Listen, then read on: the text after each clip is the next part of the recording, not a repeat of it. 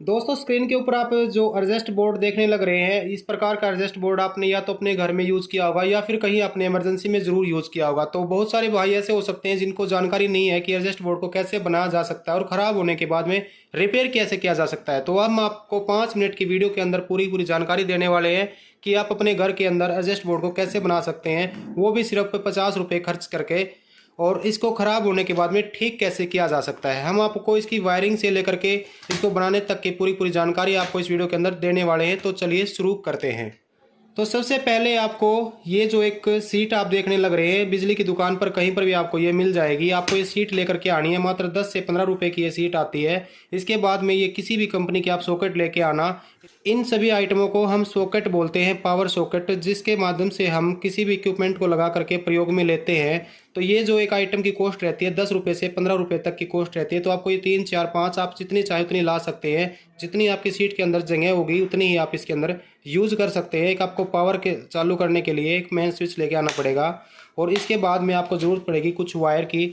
ये वायर आपके घर में भी हो सकती है या फिर आप कहीं कबाड़ से भी उठा सकते हैं। जो सॉकेट आपने यूज़ की है उसी के हिसाब से आपको वायर की ज़रूरत पड़ेगी। ये नहीं है कि आप इसके अंदर लोड देने वाले हैं अपने हीटर का और इसके अंदर यूज़ करने वाले हैं पतली सी तार। तो तार की जो आवश्यकता पड़ेगी आपको उसी रिक्वायरमेंट के हिसाब से पड़ेगी, जिस हिसाब से आपको इसको बनाने लग रहे हैं।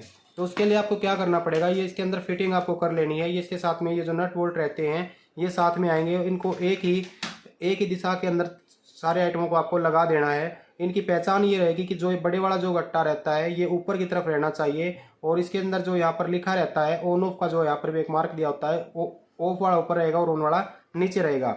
इसके बाद में जब आप इनकी फिटिंग अच्छे से कर लेते हो, फिटिंग करने के बाद बात आती है वायरिंग की। मेन मुद्दा जो होता है वायरिंग होता है, क्योंकि वायरिंग सबको करनी नहीं आती, और ये जो चीज़ें हैं सब आम आदमी भी इनको कर लेगा। लेकिन ये यहाँ पर जो वायरिंग का जो मसला रहता है वो बहुत ही गहरा रहता है, जो सबको नहीं करना होता और उसकी नॉलेज नहीं होती। तो आपको सबसे पहले क्या करना पड़ेगा कि आपको 2 वायर लेनी पड़ेंगी, जिनको हम बोलते हैं रेड, और ये येलो कलर की वायर है। हम एक को न्यूट्रल के रूप में यूज़ करेंगे और एक को हम लाइन के यूज़ में यूज़ करेंगे, यानी कि फेस जिसको बोलते हैं फेस के रूप में यूज़ करेंगे, और एक को न्यूट्रल के रूप में हम इसको यूज़ करने वाले हैं।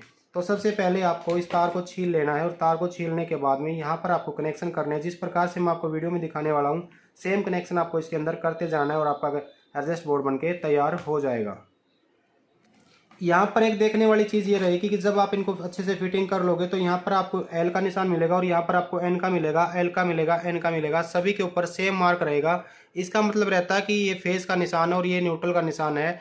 तो हमें आपको क्या करना पड़ेगा कि यहाँ पर न्यूट्रल जो रहती है उसको कॉमन बनाना पड़ेगा। पहले हमने वायर इसमें जोड़नी है, फिर इसमें जोड़नी है, फिर इसमें जोड़नी है, फिर इसमें जोड़नी है, और फिर इसको हम बाहर निकाल देते हैं।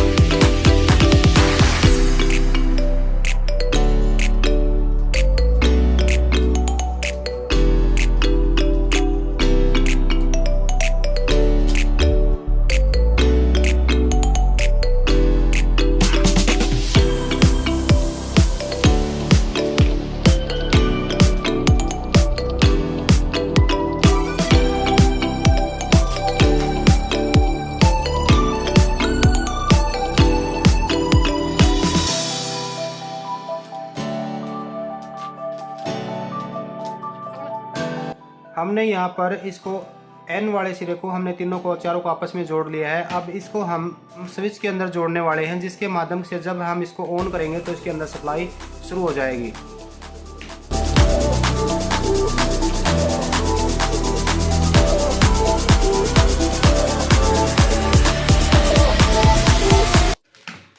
यहाँ से हमने एक सीरीज को अपने को पूरा कर लिया है, और हमने यहाँ पावर जो स्विच रहता है स्विच के अंदर इसको हमने दे दिया है। अब इसके अंदर स्विच के अंदर हमें सप्लाई कहाँ से मिलेगी, उसके लिए हम जो मेन लीड रहेगी हमारी मेन वायर जो है उसको हम इसके अंदर जोड़ने वाले हैं। नीचे का जो पोल बचा हुआ है इसके अंदर अब हमने इस वायर को जोड़ दिया है, जिसके माध्यम से हमें 220 वोल्ट पावर सप्लाई इसके अंदर इनपुट के लिए मिलेगी। तो ये हमने बार कनेक्शन के लिए एक निकाल दी है जो फेस के रूप में काम करेगी। अब हम लेते हैं येलो कलर की वायर, और इस वायर का काम रहेगा इसके अंदर 220 वोल्ट में सप्लाई के लिए जो न्यूट्रल का काम करेगी। एक हमने फेस के लिए इसको निकाल दिया है, और ये न्यूट्रल के लिए हम इसको अब इसके अंदर जोड़ रहे हैं। जो तीनों कनेक्शन चारों के ये आप देखने लग रहे हैं, एक पोल बचा हुआ है कि ये बचा हुआ है, एक ये और एक ये, इनके अंदर अब हम न्यूट्रल के रूप में इस वायर को जोड़ने वाले हैं, जो कि बाहर से न्यूट्रल हमें मिलेगी और उसके बाद सॉकेट के अंदर आएगी, जिसकी वजह से हमारा कोई भी इक्विपमेंट काम करना शुरू करेगा, जिसको 220 वोल्ट बिल करके वो अपना काम करना शुरू कर देगा।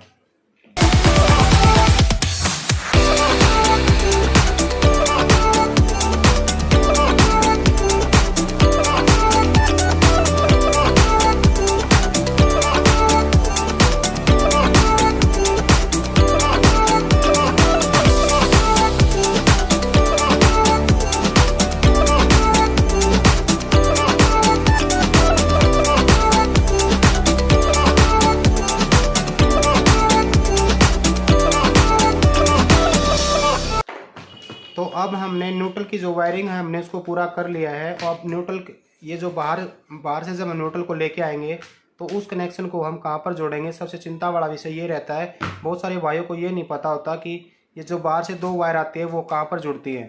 तो मैं सबसे पहले आपको यही बता रहा हूँ कि जो मेन लाइन होती है उसके लिए जो फेस का जो काम करता है वो हमेशा स्विच के अंदर रहता है।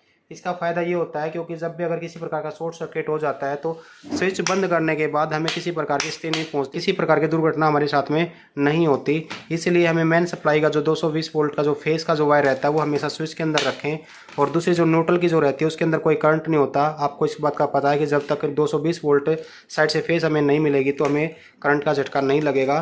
तो न्यूट्रल का जो वायर रहेगा हमें कोने के इसके साथ में यहाँ पर हमें जोड़ना पड़ेगा। अब इसको हम यहाँ पर जोड़ देते हैं और इसके साथ में हमने इसको जोड़ दिया है, जिसकी वजह से हमें 220 वोल्ट प्लस और माइनस के रूप में हम इसको मान सकते हैं, न्यूट्रल और फेस के रूप में हम इसको मान सकते हैं। अभी हमारा काम पूरा का पूरा हो चुका है। अब ये जो दो वायर बच गई हैं इसको हम मेन सप्लाई 220 वोल्ट के लिए यूज़ करेंगे, न्यूट्रल और फेस। अब दूसरी बात हम इसमें आप लोगों को बताने लग रहे हैं कि जब भी आपकी किसी प्रकार की वायरिंग में शॉर्ट सर्किट या किसी प्रकार का फॉल्ट आ जाता है तो उसको रिपेयर आप कैसे कर सकते हैं। कभी भी आप देखोगे तो सबसे पहले आपको स्विच को देखना, स्विच आपका ख़राब हो सकता है। अगर स्विच आपका ख़राब है तो आप यहाँ पर इनको दोनों को शॉर्ट करके उसके बाद आप यहाँ पर कुछ लगा के चेक करेंगे। अगर वो चल रहा है तो आप मान सकते हैं कि आपका स्विच ख़राब है। अगर यहाँ पर लगाने के बाद आपका काम नहीं कर रहा है तो आप यहाँ पर वायरिंग को चेक करना। किसी प्रकार की अगर वायरिंग आपकी जली हुई है तो आप इन तारों को निकाल करके सेम इसी प्रकार से कनेक्शन करके दोबारा से उसको रेडी आप कर सकते हो। दोस्तों अगर वीडियो अगर आपको अच्छी लगे तो अपने दोस्तों के साथ में शेयर जरूर करना और जाते जाते हमारे चैनल को सब्सक्राइब करना।